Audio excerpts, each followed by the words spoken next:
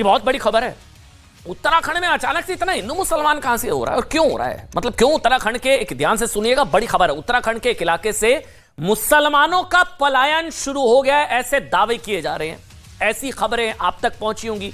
क्यों पिछले 15 दिनों से उत्तराखंड के पुरोला में मुस्लिम दुकानदारों की दुकानें बंद हैं।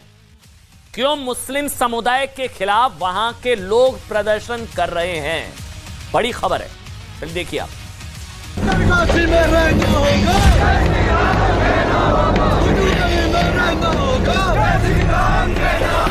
कतई बर्दाश्त नहीं कर पाएंगे कि हमारे जो ये लव जिहादी मामले चल रहे हैं, हम इनको कतई बर्दाश्त नहीं करेंगे।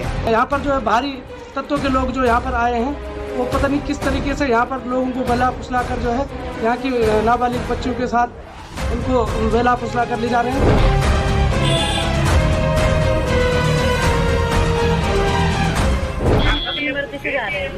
हमारा मकान है ना जरा, तो हमने दुकान भी नहीं दी, तो हम अपना सामान उठाने आए। तो आ रहे हैं जिनका कोई आईडी नहीं है, कोई आईडी की जांच नहीं हो रही है, सरकार द्वारा कोई कदम नहीं उठाया जा रहा है। मालिक ने भी दबाव बनाया है कि भाई मुझे दुकान खाली कर दो। वहाँ पे पूरी तरीके से शांति है और पुलिस फोर्स तैनात है वहाँ पे। हम सख्ती से इस पर काम करेंगे, सरकार इस पर सख्ती से काम कर रही है।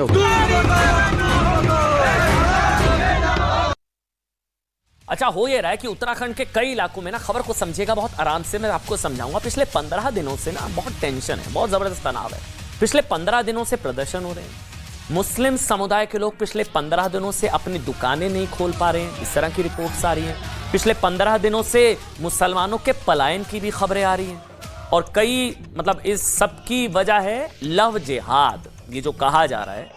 आरोप यह है कि 26 मई को उत्तराखंड के पुरोला में एक स्थानीय हिंदू व्यापारी की नाबालिग बच्ची का अपहरण हुआ और हिंदू व्यापारी की नाबालिग बच्ची के अपहरण का आरोप एक मुस्लिम युवक समेत 2 लोगों पर लगे। उत्तराखंड के लोगों ने इस घटना के पीछे लव जिहाद को देखा और तभी से उत्तराखंड में हिंदू संगठन नाराज है, वो लगातार विरोध प्रदर्शन कर रहे हैं। आरोप है कि उत्तराखंड के पुरोला में मुस्लिम दुकानदारों को टारगेट किया जा रहा है। मुसलमानों की दुकानों पर पोस्टर लगाए गए हैं और उन्हें दुकानें खाली करने तक के लिए कह दिया है। इस सब के पीछे जो खबर है वो मैंने आपको बताई। एक हिंदू व्यापारी की नाबालिग बच्ची के अपहरण का मामला, जिसमें एक मुस्लिम युवक समेत 2 लोगों पर आरोप लगे, उसको लेकर हिंदू संगठन और हिंदूवादी जो लोग हैं वो नाराज है। उत्तराखंड, इसको लव जिहाद से जोड़ा जा रहा है। उत्तराखंड में लव जिहाद पर 15 जून को बड़ी खबर है। हिंदू संगठनों ने महापंचायत बुला लिया अब, और स्थानीय लोगों का आरोप है कि लव जिहाद के लिए उत्तराखंड में बाहरी लोगों की घुसपैठ हो रही है। उत्तरकाशी, गंगोत्री, यमुनोत्री में बाहरी व्यक्तियों के सत्यापन की भी मांग हो रही है। लव जिहाद पर उत्तराखंड में गर्म माहौल के बीच आरोप है कि कुछ मुस्लिम दुकानदार तनाव की वजह से अपनी दुकानों पर ताला लगाकर ये तस्वीरें पलायन कर चुके हैं और कुछ मुस्लिम दुकानदार पलायन की तैयारी भी कर रहे हैं। मुसलमानों की दुकानें पिछले कई दिनों से बंद हैं और कई मुस्लिम परिवार 15 दिनों से हालात सामान्य होने की प्रतीक्षा कर रहे हैं और अपने घरों में ही बैठे हैं। पहले हम आपको इन मुस्लिम दुकानदारों की बातें सुनाएंगे, फिर हम आपको बताएंगे कि शांत रहने वाले उत्तराखंड में ऐसी सांप्रदायिक गर्मी की वजह क्या है। पहले एक बार सुन लीजिए। दुकान मालिक ने भी दबाव बनाया है कि भाई मुझे दुकान खाली कर दो, मेरी 15 तारीख से पहले। तो इसलिए क्या करते हैं, जाना पड़ रहा है यहाँ से घर छोड़ के, क्योंकि हमारा मकान यहाँ पर है। हमें यहाँ रहते हुए 45 साल हो गए हैं, मेरे पिताजी को यहाँ पे, और मेरा भी बचपन यहीं का है, मैं पैदा भी यहीं का हुआ हूँ। लेकिन सुनवाई नहीं हो रही है, कोई हमारा साथ नहीं दे रहा है, इसलिए हमें यहाँ से जाना पड़ रहा है। नहीं, हम अपनी मर्जी से जा रहे हैं। हमारा मकान है ना जरा, तो हमने दुकान भी नहीं दी, तो हम अपना सामान उठाने आए।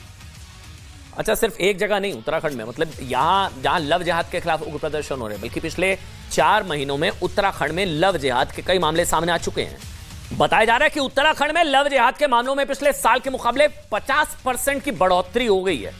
साल 2022 में लव जिहाद के 76 केस दर्ज किए गए थे, लेकिन 2023 में सिर्फ 4 महीने में लव जिहाद के 48 केस दर्ज हुए। इसी के बाद खुद मुख्यमंत्री पुष्कर सिंह धामी ने कहा था कि पिछले कुछ महीनों में लव जिहाद के मामले अचानक बढ़े हैं और सरकार उत्तराखंड को सॉफ्ट टारगेट नहीं बनने देगी। बकौल पुष्कर सिंह धामी सीएम धामी जी ने यह भी कहा कि सरकार जल्द ही प्रदेश में सत्यापन अभियान चलाएगी और राज्य में डेमोग्राफिक बदलाव के आंकड़े भी जुटाएगी। मुख्यमंत्री पुष्कर सिंह धामी ने राज्य में सत्यापन अभियान शुरू करने की बात इसलिए कही है क्योंकि लव जिहाद के खिलाफ हो रहे प्रदर्शनों में एक मांग बाहरी लोगों के सत्यापन की भी है। लोगों का आरोप है कि उत्तराखंड में लोग फर्जी हिंदू नामों से बस रहे हैं। ये सारे लोग सड़कों पर है, हिंदूवादी संगठन के हिंदू नामों से दुकानें और कारोबार चला रहे हैं। उनका धर्म असल में कुछ और है। ये सब आरोप है और इसी वजह से राज्य में लव जिहाद जैसी घटनाएं बढ़ रही हैं। 15 जून यानी कि 3 दिन बाद उत्तराखंड में महापंचायत होने जा रही है और इस महापंचायत का ऑल इंडिया MIM अध्यक्ष असद ओवैसी ने विरोध भी किया है। ओवैसी का ट्वीट आपकी स्क्रीन पर। ओवैसी ने कहा है कि इस महापंचायत पर तुरंत रोक लगाई जानी चाहिए और जो मुस्लिम पलायन कर चुके हैं उन्हें वापस लाना राज्य सरकार की जिम्मेदारी है। असद ओवैसी की तरफ से ट्वीट भी किया गया। इस मामले को लेकर जबरदस्त राजनीति भी हो रही है। ओवैसी चाहते हैं कि 15 जून को उत्तरकाशी में होने वाली महापंचायत को तुरंत रोका जाए, लेकिन ओवैसी 18 जून को देहरादून में होने जा रही मुस्लिम महापंचायत पर अभी चुप है। हालांकि ओवैसी जैसे नेताओं का यही दोहरा चरित्र पूरे विवाद की सबसे बड़ी वजह है। आज उत्तराखंड में जब लव जिहाद एक बड़ा मुद्दा है, लेकिन यह मुद्दा अचानक नहीं बना। लोग आक्रोशित हैं, लेकिन यह आक्रोश अचानक नहीं भड़का है, जिसके शिकार उत्तराखंड के कुछ इलाकों में मुस्लिम बन रहे हैं, जो कि गलत है। इसलिए आज सोचने का दिन है, अगर देश में कुछ नेताओं ने लव जिहाद के सच को झुटलाया नहीं होता ना, डिनायल मोड में नहीं होते, ही नहीं लव जिहाद तो कपोल कल्पना है, ये कहा जाता था ना, तो इस साजिश में शामिल कुछ लोगों की हिम्मत इतनी नहीं बढ़ती और कुछ लोगों के अपराध के खिलाफ आक्रोश पूरे समाज को नहीं भुगतना पड़ता। हालांकि महापंचायत होने जा रही है और इस बीच एक और बड़ी खबर आपको बता दें। आज की एक और बड़ी खबर, ऐसी खबर जिसे शायद आपने नहीं सुना होगा, यह खबर शायद आप तक पहुंचाई भी नहीं गई होगी। खबर सुनिएगा, यूपी के मिर्जापुर में अमजद नाम के व्यक्ति ने, अमजद नाम के बोलेरो गाड़ी के ड्राइवर ने राजेश को कुचलकर मार दिया। वजह सुनकर आप हैरान रह गए। वजह थी प्रधानमंत्री नरेंद्र मोदी और योगी आदित्यनाथ पर छोटी सी बहस। परिवार का आरोप है, हम बता रहे हैं, परिवार का आरोप है कि मिर्जापुर के रहने वाले राजेश शादी से वापस आ रहे थे। जिस कार में वो बैठे थे उसका ड्राइवर अमजद लापरवाही और ओवर स्पीडिंग से गाड़ी चला रहा था। इसको लेकर कुछ बहस हुई। अमजद ने मोदी और योगी को लेकर कुछ भद्दी गालियां दी। ये कुछ धीमी गति से गाड़ी चलाने को लेकर कुछ बहस हुई। इसमें परिजनों का आरोप है कि ड्राइवर अमजद ने मोदी योगी को लेकर कुछ भद्दी गालियां दी, जिसको लेकर कुछ कहा सुनी हुई। ड्राइवर ने राजेश को कुचल दिया। जानबूझ के हत्या की गई। क्यों, किसने किया? शादी थी लड़के की, उसने किराए की गाड़ी लिया था और किसी को छोड़ना था। योगी को गाली दे रहा था। उधर सामने ये ड्राइवर इधर तक। हाँ। और जो है वो विरोध किए, क्यों गाली दे रहे हो, क्या बिगाड़ा है।